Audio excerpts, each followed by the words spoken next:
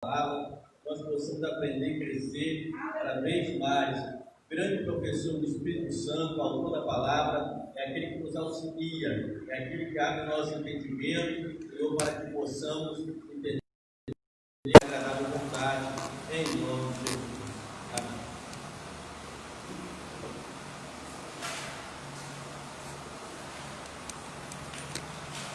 Vamos encerrar hoje a primeira carta de Paulo aos Coríntios. Oh, glória!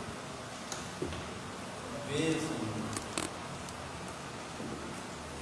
Fizemos um comentário de Romanos, capítulo por capítulo, dava até um livro.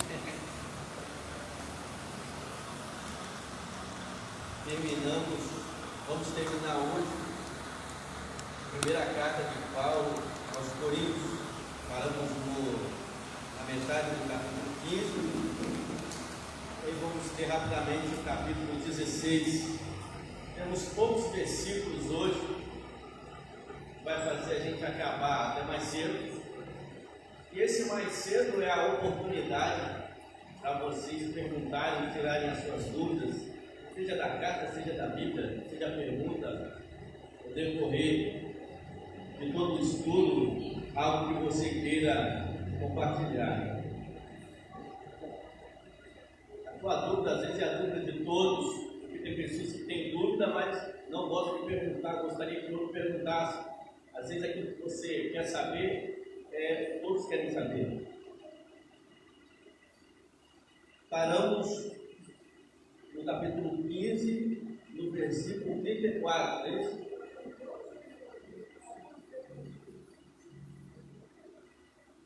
Paramos no capítulo 15, no versículo 34.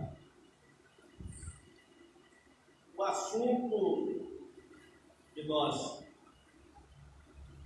abordamos quarta-feira passada nesta carta é que na igreja de Corinto eles estavam com dúvida ou havendo discussões se os mortos ressuscitam.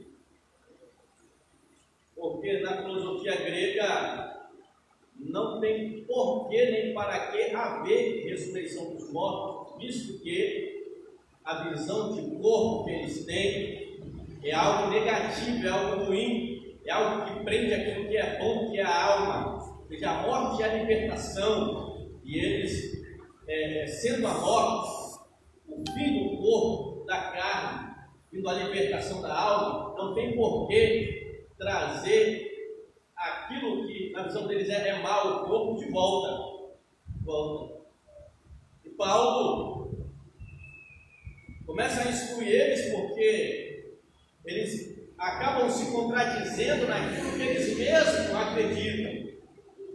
Porque eles pregam e creem que Jesus morreu e ressuscitou, e agora eles não acreditam na ressurreição do corpo. Então eles mesmos estavam se contradizendo naquilo que eles mesmos acreditavam.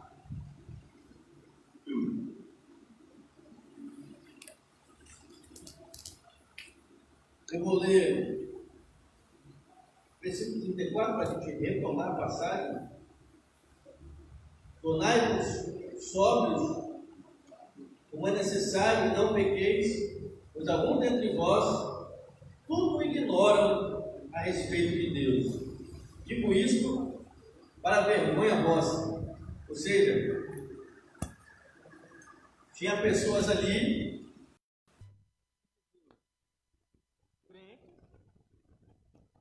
mas ignoravam tudo a respeito do cristianismo.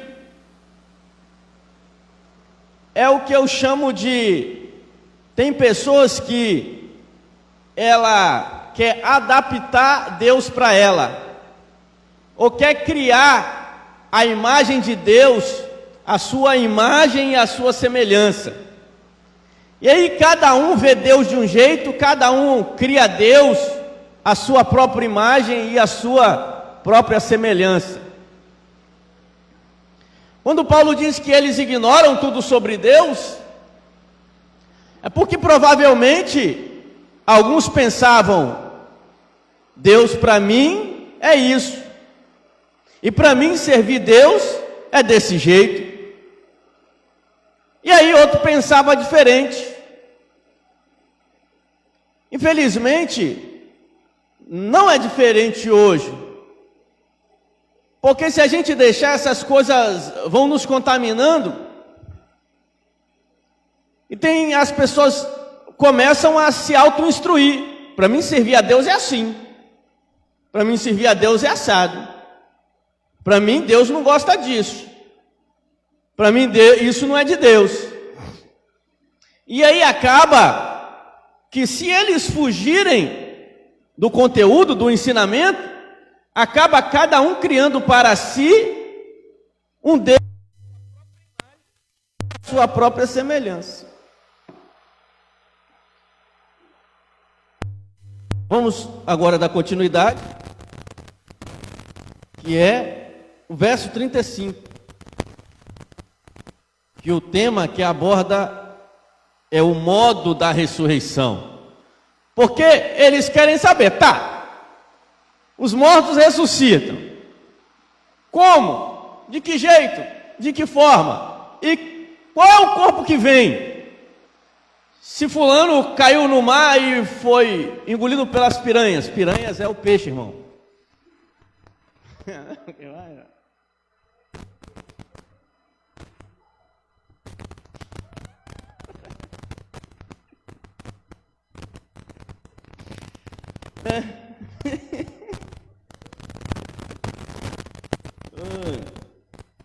Outra coisa que a gente podia ter começado desde o início é que quem nos acompanha, se fizesse perguntas, dava para você, ler e a gente respondia ao vivo, mas que fique dito para as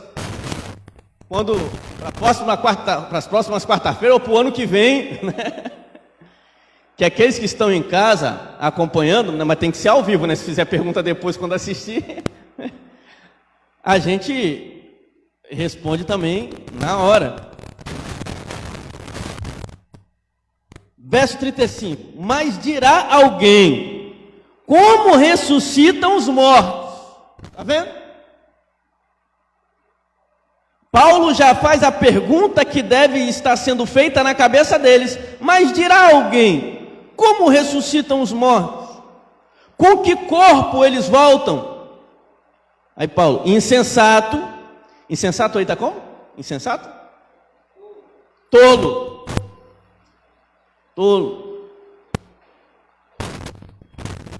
O que semeias não readquire vida, a não ser que morra.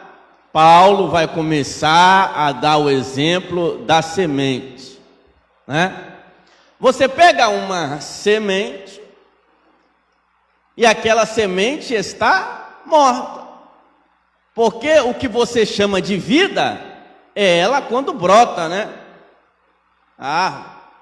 Ninguém chama de árvore uma semente, É quando ela brota, fica bonita e dá vida, mas chama-se de morto a semente, que ainda não é nada. Então Paulo vai começar a dar esse exemplo. O que semeias não readquire vida, a não ser que esteja morta. Tem até um versículo que vai me falhar agora a memória, Um versículo que fala, sobre para semear algo é preciso que morra antes. O versículo faltou agora, que é justamente a ideia da semente. E o que semeias não é o corpo da futura planta que deve nascer? O que semeia? Pensa numa semente, caroço da fruta que você gosta, e seja manga, seja qualquer o quê. O que semeia? Quando você semeia, ela só adquire vida se estiver morta, se for semente.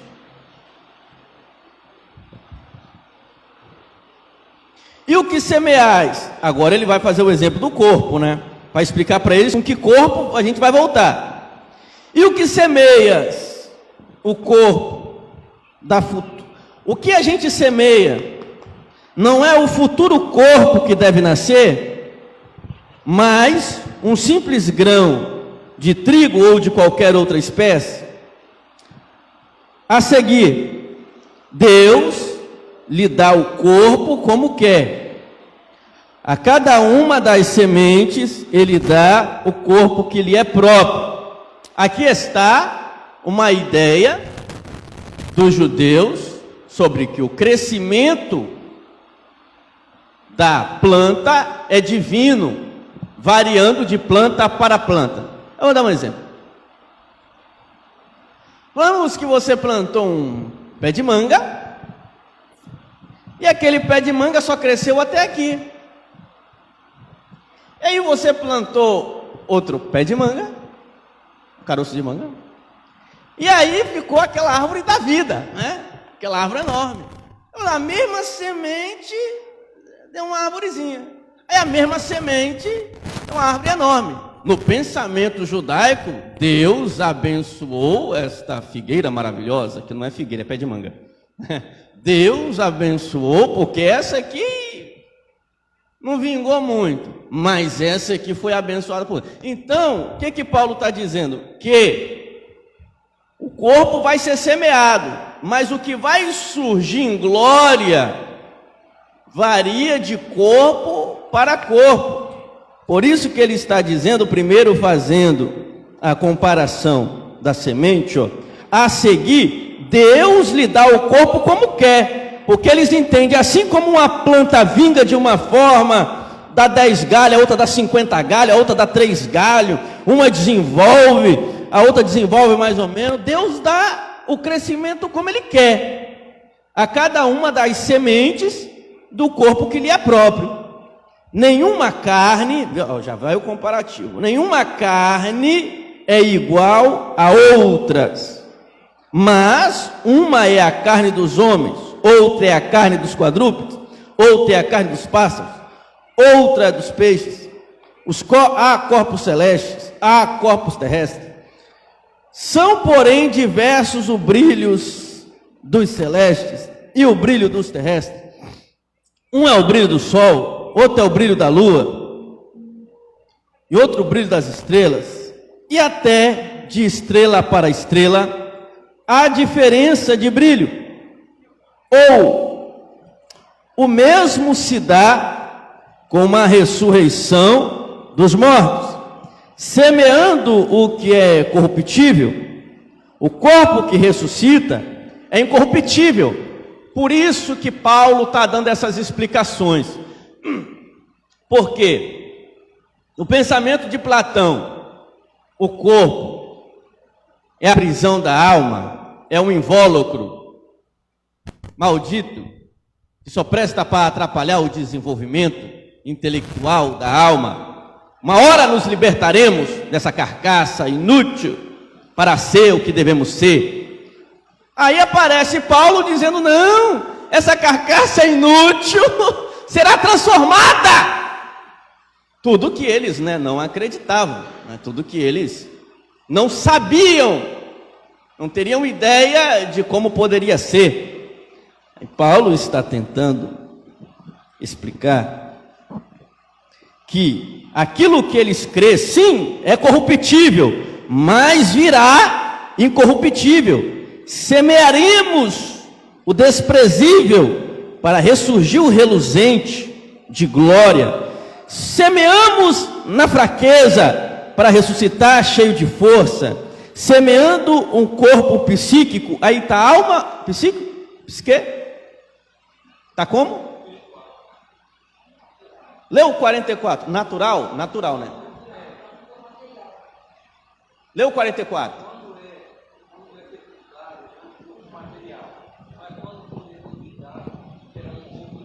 Isso, material, que aqui está psíquico, psique, quer dizer alma, porque pode estar nas outras versões aí, alma.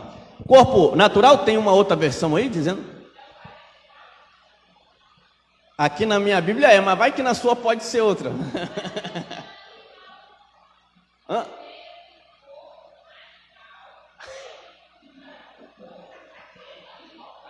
Tá vendo, animal? Tá vendo? Tá vendo? Ali é natural, ali é animal. Eu sou psíquico. Né? Cada um com a natureza que Deus lhe deu.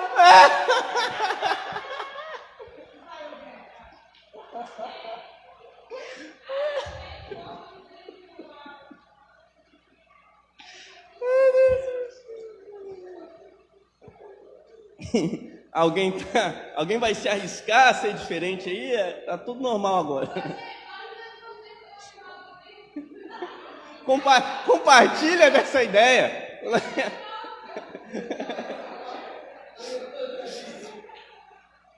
A irmãzinha que sempre lê uma versão bíblica hoje não está aqui, né?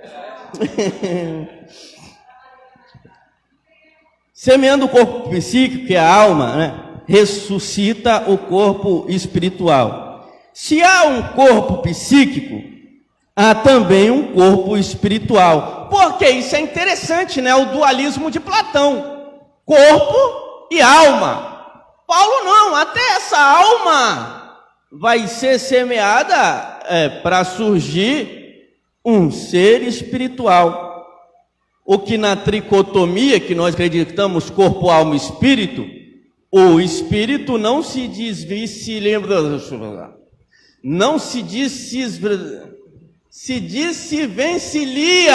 Procura no dicionário que é uma coisa mais ou menos assim. O corpo não se desvencilha da alma, né? Na alma não vai para um lado, o espírito vai para o outro, né? Corpo, alma, espírito, mas o espírito e a alma estão interligados.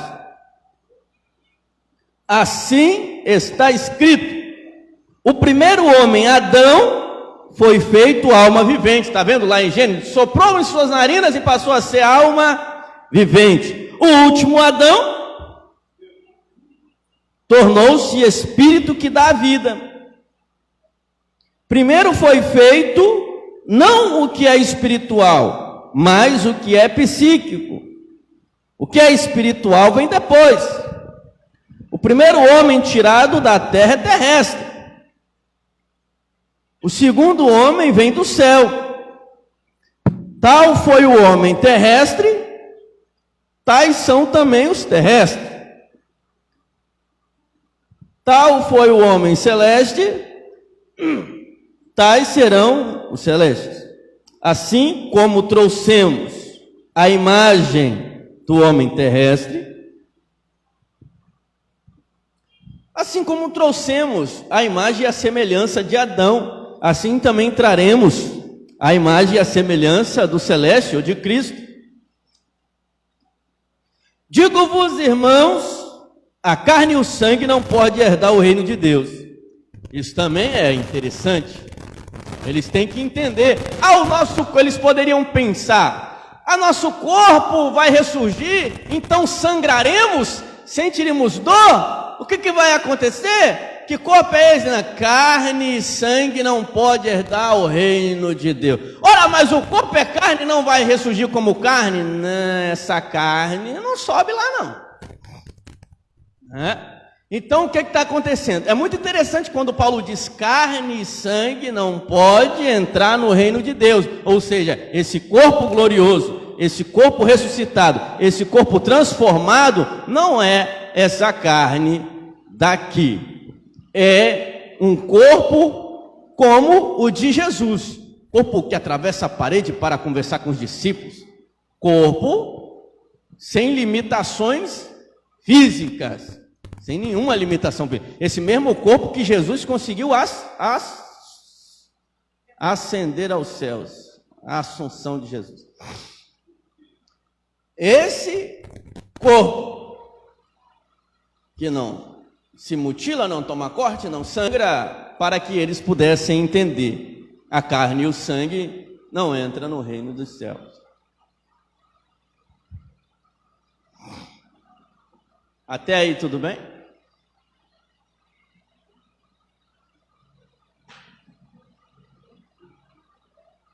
Paramos? Não.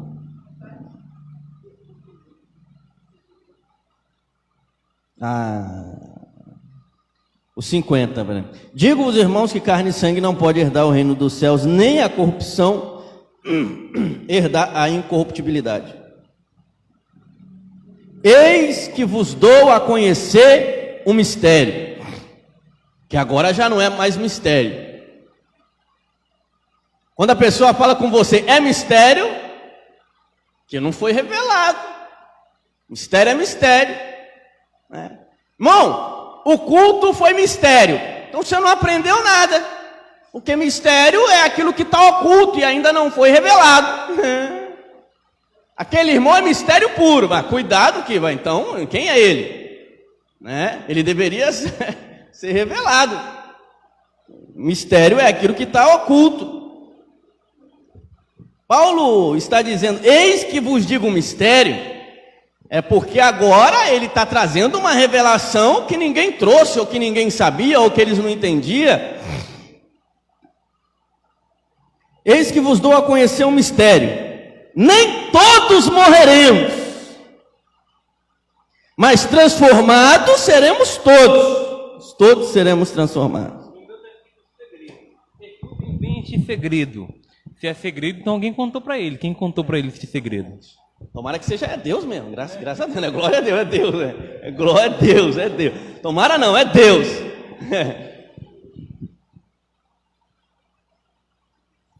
Você ia ler? Tá, só o segredo, né? Segredo. Agora já não é mais segredo.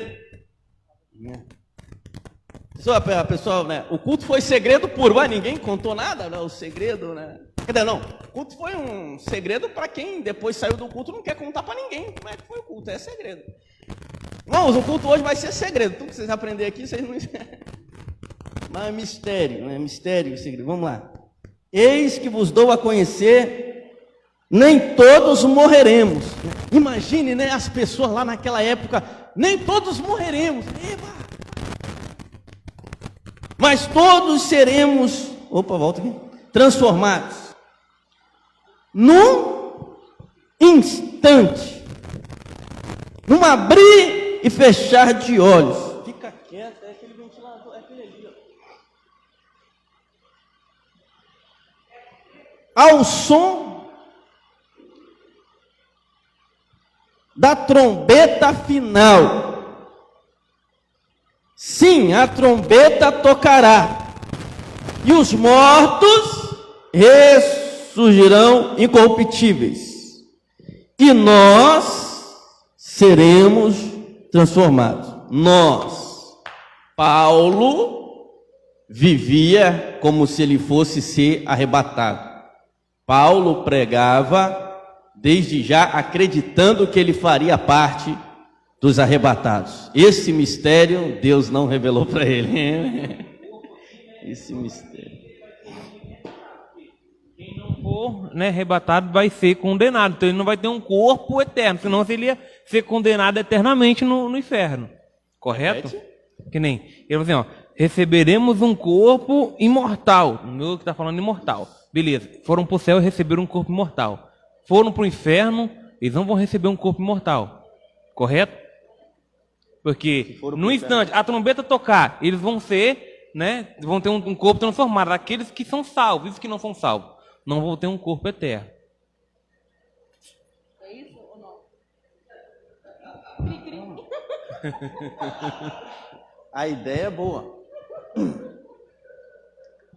Vamos resumir aqui. No arrebatamento, tocou a última trombeta. O Senhor aparece numa nuvem nos ares, que é onde Paulo diz que nós vamos encontrar Ele. Os mortos crentes ressuscitarão primeiro. Nós, os que ficarmos vivos, seremos transformados a encontrar o Senhor nos ares. Isso é só coisa para crente. Só coisa para crente. E quem morreu perdido ainda vai continuar 7 palmos embaixo da terra comido por bicho. Porque a ressurreição dos mortos perdidos é dado lá no Apocalipse, que abriram-se os livros e o mar dará os seus mortos, né, para serem julgados e condenados. Então haverá uma ressurreição dos mortos perdidos para a condenação lá no livro de Apocalipse, que por bem eu não vou tratar, que Paulo não escreveu o Apocalipse, foi João. Mas os mortos, eles ressurgirão para julgamento. para julgamento. Está lá no livro do Apocalipse. Vamos lá. Paramos on.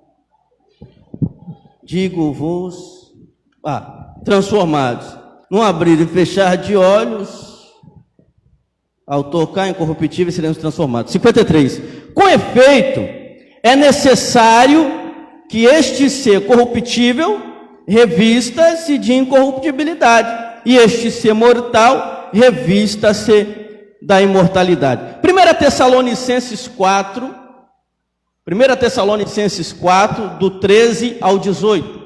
Uma voz com microfone audível. Aquele que achou e quiser ler. 1 Tessalonicenses 4, do 13 ao 18. Irmãos, queremos que vocês saibam a verdade a respeito dos que já morreram, para que não...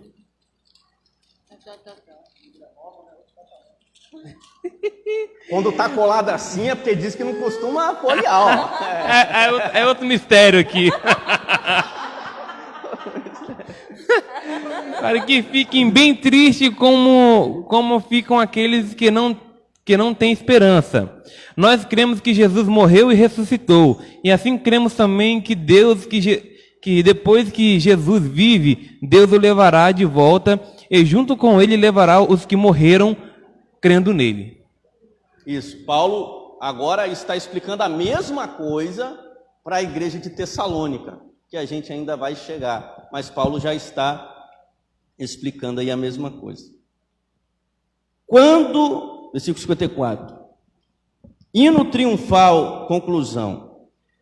Quando, pois, este ser corruptível tiver revestido de incorruptibilidade e este ser mortal tiver revestido de imortalidade, então cumprir-se-á a palavra da Escritura que diz: a morte foi absorvida na vitória. Eu gosto da versão de Almeida: tragada foi a morte na vitória. Onde está, ó morte, a tua vitória? Onde está, ó morte, o teu aguilhão? Eu acho que logo no início, não sei se foi em Romanos, no único dia que eu pedi para trazer o quadro aqui, eu fiquei explicando a morte, o aguilhão, aquele jardim do Éden pintado, todo esquisito. Foi, esta passagem aqui. Isaías 25:8, rapidamente. Isaías 25:8.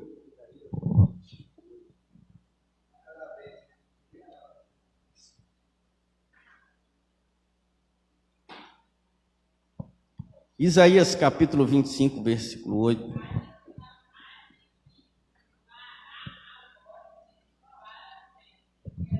Quem vai aniquilar a morte para sempre?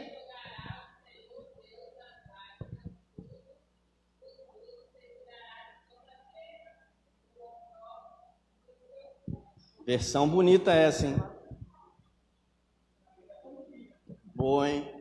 Por que você foi ter essa ideia agora? Estou aqui já, ó. É?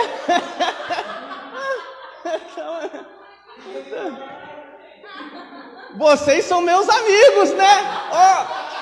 Vocês são meus amigos. Aniquilará a morte sempre. Porque o que acontece? Deixa aí. Paulo está fazendo uma citação, Onde está a morte, a tua vitória? Isaías profetizou: aniquilará a morte para sempre, e assim enxugará o Senhor Deus as lágrimas. Lá no Apocalipse, Deus enxugará dos seus olhos todas as suas lágrimas, tirará o opróbrio do seu povo e de toda a terra, porque o Senhor disse. Oséias 13:14. Oséias 13:14.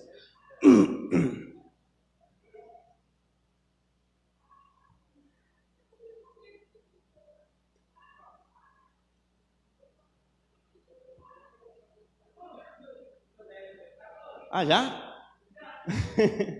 Eu os remirei da mão do inferno e os resgatarei da morte.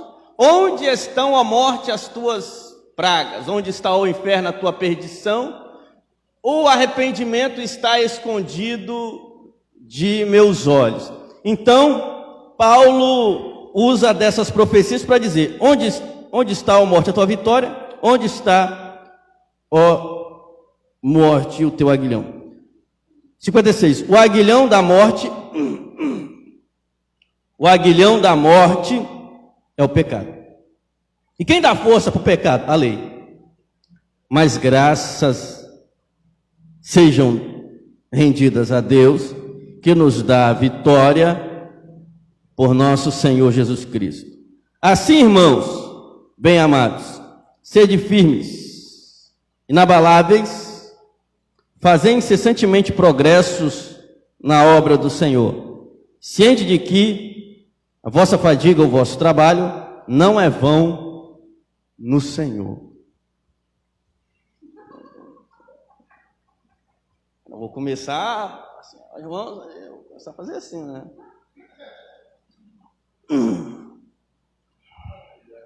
Cortou o prazer dos irmãos de ler a Bíblia?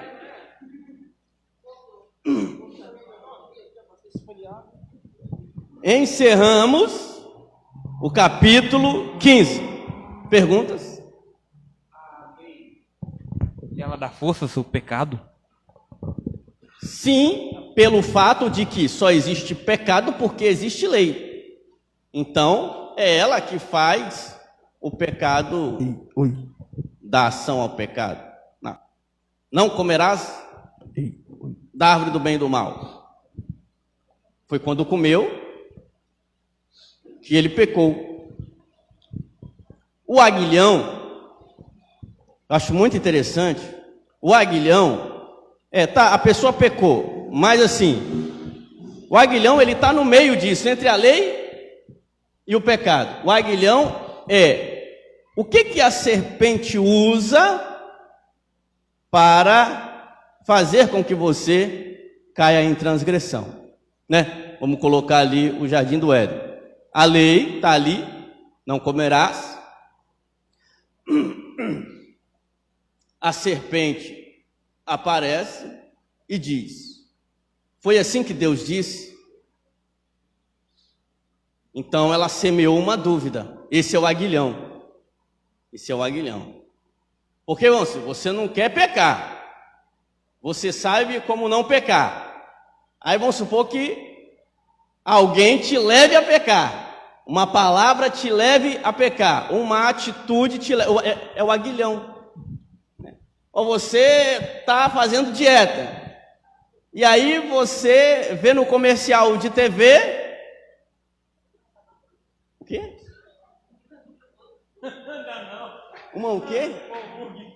Um hambúrguer saboroso. Aquela imagem é o que você vai dizer assim: olha o diabo ali me tentando. O aguilhão é a ferramenta que o diabo usou para ferrar com Adão e Eva no jardim do Éden. E qual foi o aguilhão que fez o pecado gerar a morte? A dúvida infeliz que a serpente colocou na cabeça de Eva. Foi assim que Deus disse? Não será assim. Porque ele sabe que quando vocês comerem, serão como ele, conhecendo o bem e o mal. Então, a dúvida, por causa da dúvida, ela vai que a serpente não está tão errada. Ela foi lá, a curiosidade matou o gato e ferrou com a humanidade. Né? É o aguilhão.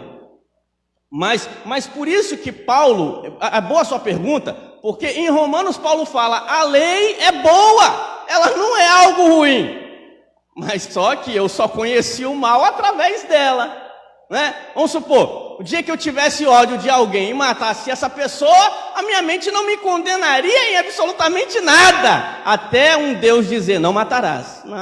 E agora já era, né? Quer dizer, tá vendo? A lei me fez me sentir culpado. Eu me senti culpado porque alguém falou que é errado, mas antes minha mente, sem lei, eu fiz instintivamente o que eu achei que eu deveria fazer. Trazendo nos dias de hoje, a lei de Deus fala para não matar e a lei dos homens também fala para não matar. Mas, se a pessoa quiser me matar, exemplo, por defesa própria, eu matar essa pessoa, eu tenho essa brecha na lei dos homens. Entendeu? E a lei pensando em outra coisa. Fala tudo de novo. Então, olha só, exemplo, a lei fala para não matar. Mas exemplo, você quer vir me matar, para mim defender eu te mato. E eu tenho prova disso que os pessoal estão dizendo. Eu tenho uma prova e falo, realmente ele está querendo matar ele. E eu sou absolvido disso, na lei do homem, mas na lei de Deus, que eu não poderia matar. Sim, mas a mesma lei que diz para não matar, ela também vai ensinar sobre atos de justiça, né? Vamos colocar aqui um exemplo. Moisés recebeu os 10 mandamentos, mas foram escritos 613 preceitos, ou seja, esses 613 preceitos é para me ensinar como cumprir os 10, mais ou menos assim, né? É igual um exemplo, na lei dos homens, a gente não pode matar, a lei dos homens, matou, você vai preso, mesmo se você, um exemplo, você viu uma, nossa, tanto exemplo para matar alguém e eu pensando, você viu o cara tentando atacar uma mulher, aí, vamos dar um exemplo, você sacou uma arma e matou o bandido está morto, e você preso, porque em primeiro lugar, né, vamos supor, se você não tem porte de arma, você já vai preso pelo porte de arma, em segundo lugar, né, não tem ali, entendeu? Preso.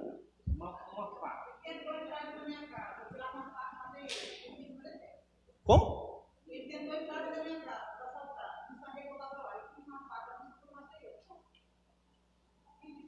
Sim, depois de você conseguir convencer o delegado, testemunha. Não estamos nos Estados Unidos, estamos no Brasil. Né?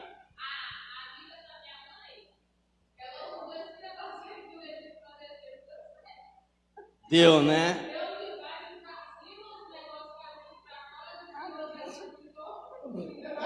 Tem criança aqui.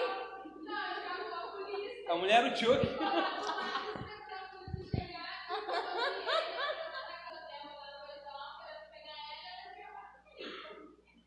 A legítima defesa responde à sua pergunta. A lei dos homens também é não matarás. Aí vem as cláusulas, desde que. No livro de Macabeus, 1ª e 2ª Macabeus, na Bíblia Católica, aconteceu uma coisa interessante. Os Macabeus entraram em guerra contra os romanos, só que os romanos se aproveitou. No dia de sábado eles não podem fazer nada. E aí atacaram eles no dia de sábado. E a história vai dizer, é um livro que eles consideram não inspirado, mas consideram como um livro histórico, porque isso aconteceu. Então, os romanos atacaram os judeus, e os judeus morreram parados. Sim. E aí eles disseram misericórdia. Quando eles disseram misericórdia, porque eles tiveram que depois travar outra batalha, e aí eles chegaram, irmãos, olha só a ideia, que a gente nem precisava dessa ideia. Eles falam, irmãos, nós cometemos suicídio, e suicídio é pecado, porque se nós ficarmos parados, estamos aceitando que eles nos matem, sabendo que eles vão fazer isso. Então eles pensaram assim, no sábado, se a gente tiver entre a minha vida e a vida do cara, aí batalharam outra guerra, e aí eles lutaram de verdade e não se sentiram culpados, porque eles acharam que era suicídio aceitar a morte desta forma. O que eu estava falando, interessante a lei, é que, quer ver um exemplo? Você vem de uma sociedade pura, de mente pura, de pessoas puras. E aí, né? Outros povos, cada um com a sua loucura. E aí, do nada, escrevem uma lei que a mulher não se deite com o animal. Aí uma judia lê isso, mas isso nunca passou pela minha cabeça. Interessante da lei é isso. Ela te faz pensar em coisa que se ela não tivesse falado, você nunca tinha pensado uma coisa dessa na tua vida. essa é a negatividade e o absurdo, né? Mesma coisa que dissesse assim: não esquartejarás. Interessante, eu já tinha pensado em matar, mas esquartejar nunca passou pela minha cabeça. Mas a lei conseguiu semear uma possibilidade de uma coisa que você nunca pensou. Essa que é a bendita do negócio, né? Ela também traz um monte de sentenças de coisas que, se ela não falasse, você nem passava nem pela tua cabeça. Então, enquanto vocês formulam mais perguntas, vamos terminar o capítulo 16, que é rápido. Recomendações, saudações e desejo final.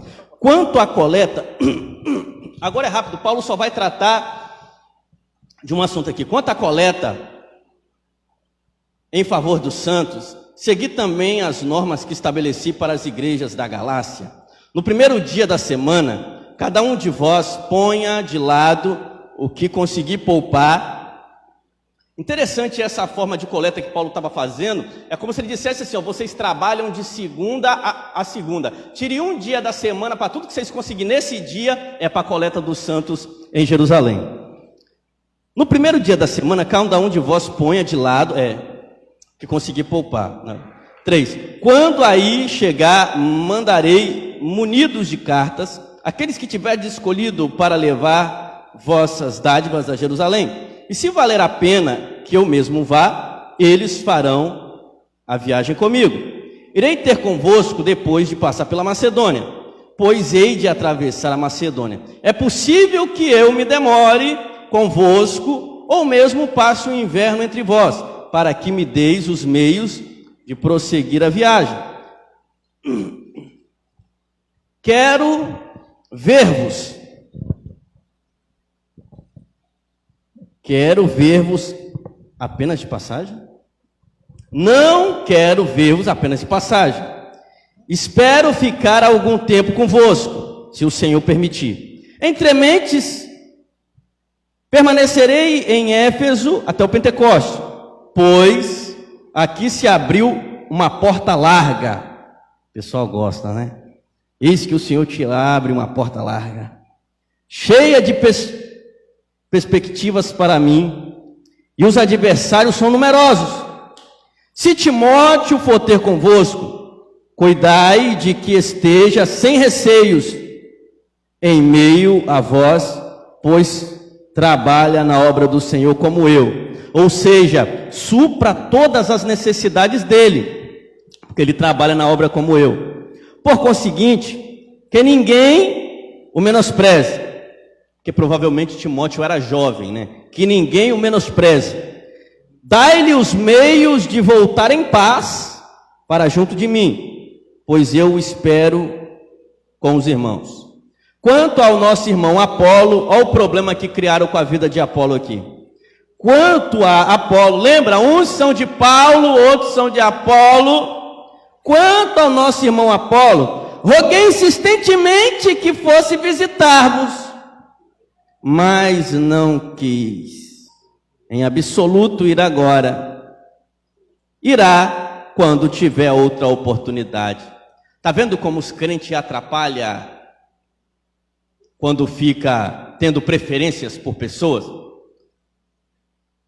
Você vê que Paulo e Timóteo são amigos, mas aí chegou ao conhecimento de Apolo que na igreja de Corinto, aonde Paulo enviou ele para crescimento do evangelho, começaram a fazer partidarismo. Não, eu gosto é de Apolo, o resto que se dane. E Apolo, quando fica sabendo disso, fica triste. E Paulo, vai lá na igreja, eles te amam. Deixa para a próxima. Deixa para a próxima. Porque Apolo ficou constrangido de esse partidarismo ter sido criado, não dele, mas das pessoas que estavam ali. Deixa quando esses crentes amadurecer, eu vou lá.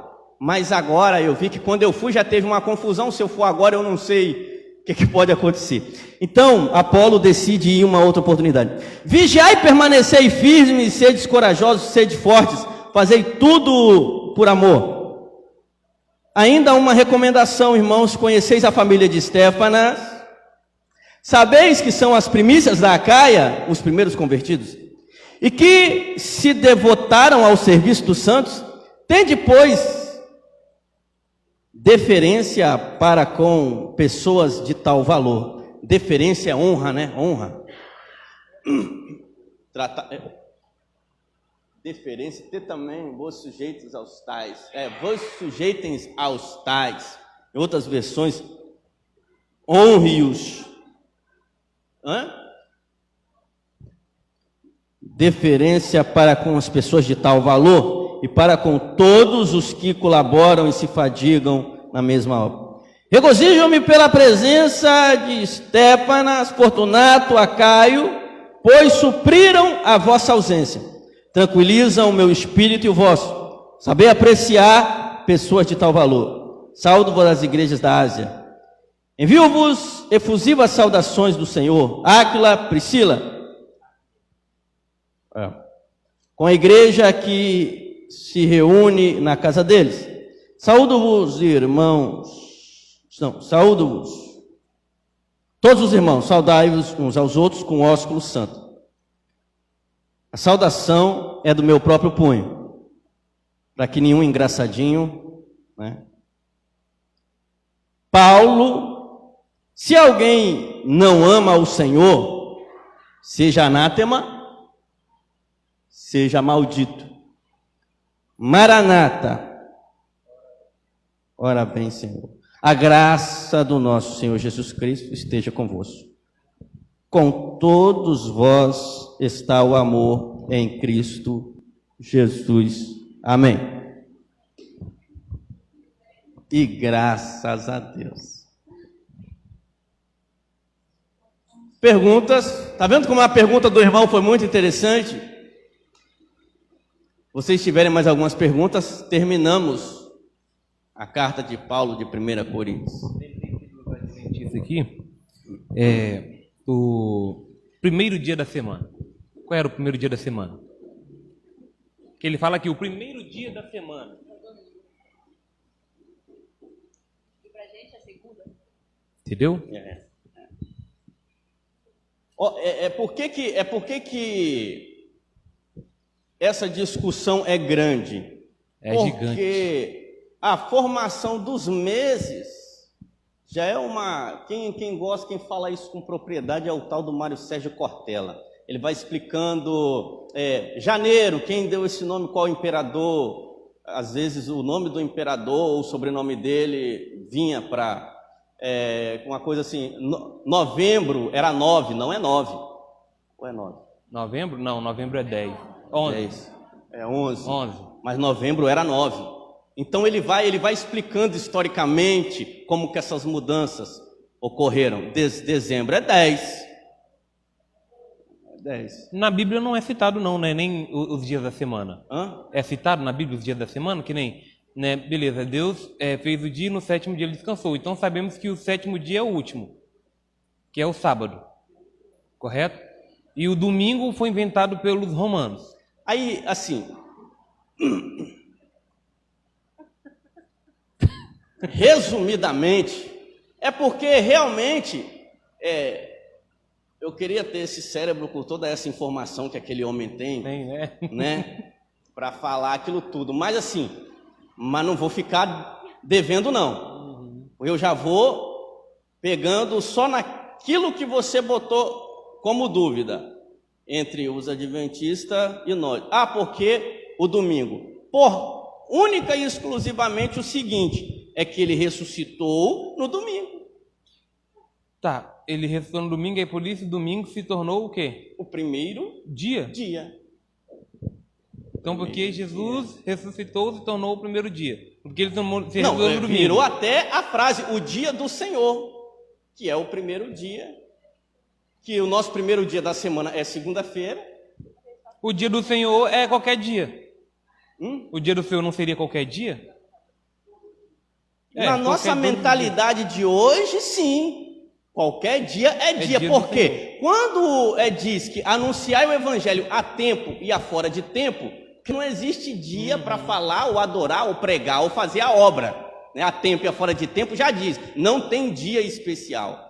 Acontece que dias especiais que a gente criou é liturgia. Quer dizer, os adventistas preservam a liturgia judaica. Nós preservamos a liturgia. Não é que eu já ouvi muito isso. Ah, mas o domingo vem de Roma. Que viesse até do capiroto. O negócio do domingo é só porque ele ressuscitou no primeiro dia. Aí a gente pega esse primeiro dia e fala, não, essa é a nossa liturgia do dia, em que vamos cultuar do dia, que vamos fazer. Agora, vai que esse primeiro dia fosse segunda, nosso culto então seria na segunda. Então assim, eu acho que o primeiro dia até acompanha a rotina do nosso trabalho, que geralmente alguns descansam no domingo e outros trabalham no domingo, não tem dia de descanso, né? Então, assim, por que eu respeito e fico, né? Respeito e fico porque tanto faz o dia que qualquer um fica, né? Mas assim, eu acho uma discussão inútil do cara do sábado falar, não, você está errado, e o do domingo falar, errado está você, se a gente já tem esse pensamento, todo dia é especial, todo dia é especial. Ah, mas então por que vocês guardam o domingo? Não, eu guardo o domingo, a segunda, a terça, a quarta, a quinta, a sexta. Eles que ficam com essa ideia, sábado.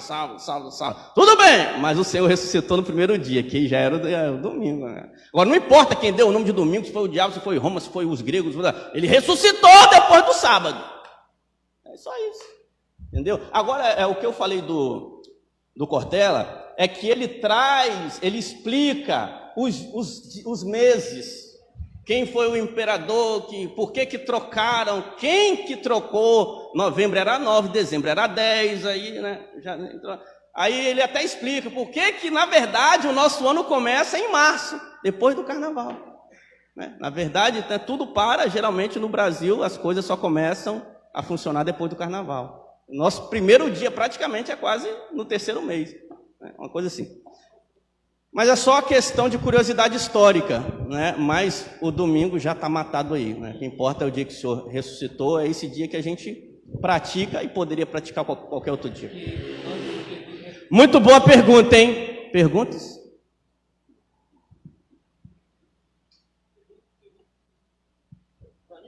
Pode ser bíblica, ele perguntou uma questão bíblica, pode ser bíblica, aproveita, né? A oportunidade. Provavelmente, já pensou só ver vocês no ano que vem? Tomara que não, né? Que não, né? Tem ninguém perguntando aí não, né? O pessoal está descansando.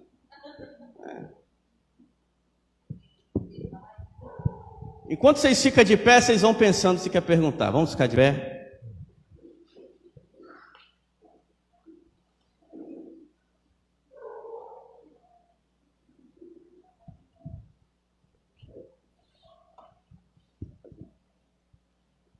Já encerrou aí? Deus abençoe você que está em casa. Na próxima quarta-feira vai ser uma mensagem, né? Encerramos, na próxima quarta-feira vai ser um culto, uma mensagem, não estudo, né? Deus abençoe a tua vida. Amém.